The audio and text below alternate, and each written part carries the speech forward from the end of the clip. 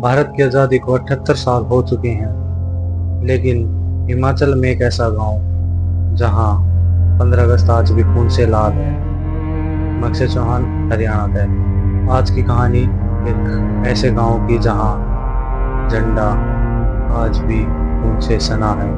वही झंडा जो सन 1947 में फहराया था, उसको आज तक बदला नहीं गया। बारिश के बाद की ठंडी हवा और धुंध से ढके हुए पहाड़, इन्हीं पहाड़ों के बीच में बसा था एक हिमाचल का छोटा सा गांव भीमरई। इस गांव की एक खास बात थी, यहाँ हर 15 अगस्त को एक ही झंडा फहराया जाता था। वही झंडा जो 1947 में फहराया था। शहर से लौटा आदित्य 28 साल का एक पत्रकार उसी गांव में पैदा हुआ था। इस बार उसने तय किया कि अपने गांव के इस अनोखे झंडे पर एक डॉक्यूमेंट्री बनाएगा। स्टेशन पर उतरते ही गांव का सन्नाटा उसे अजीब सा लगा। गांव के बुजुर्ग हरिनाथ ने उसे देखते ही कहा, बेटा 15 अगस्त को यहाँ रहना, पर रात को उस झंडे के पास मत जाना। आदित्य हंसा और बोला, अरे बाबा, मैं डरता नहीं। गांव के बीचों बीच खड़ा था लोहे का एक पुराना खंभा, जिस पर फटा पुराना लेकिन साफ रखा गया तिरंगा लहरा रहा था। हवा बिल्कुल नहीं थी, फिर भी झंडा धीरे धीरे हिल रहा था। उस पर हल्के भूरे धब्बे थे जो पुराने खून जैसे दिख रहे थे। आदित्य ने कैमरे में बोलते हुए कहा, शायद ये 1947 से अब तक नहीं बदला। आश्चर्य है कि ये आज भी सलामत है। शाम को हरिनाथ ने चाय पर बैठकर उसे कहानी सुनाई। ये झंडा उन 11 सैनिकों के खून से रंगा है जो आज़ादी की सुबह यहाँ शहीद हुए थे।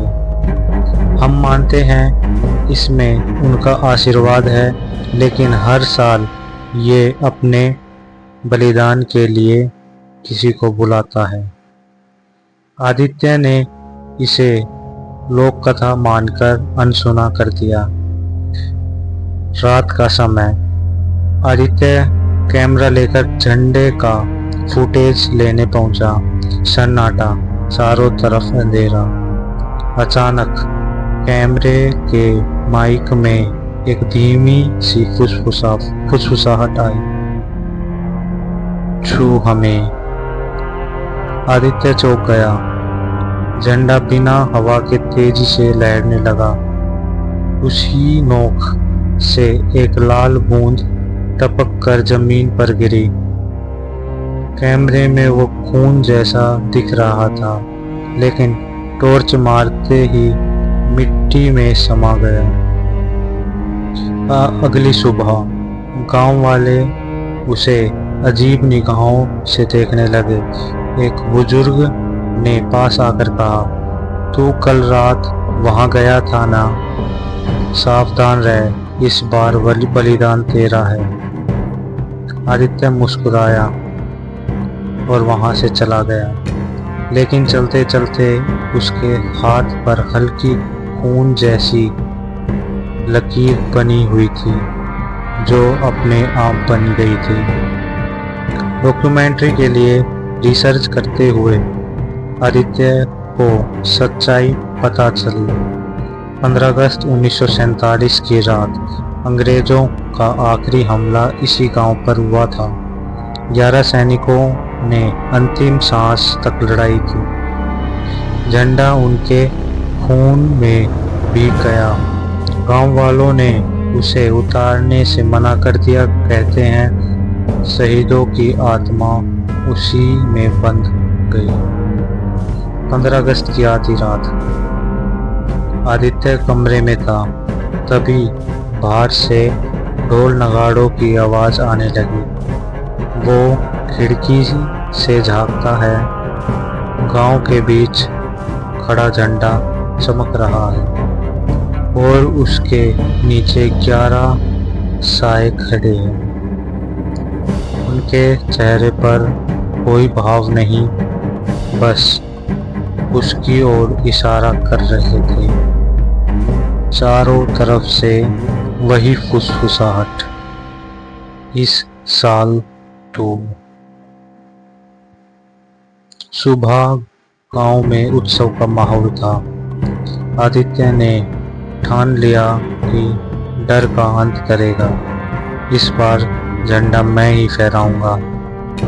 जैसे ही उसने रस्सी पकड़ी, झंडे का कपड़ा उसके हाथ में लिपट गया और खंबे ने उसे ऊपर खींच लिया।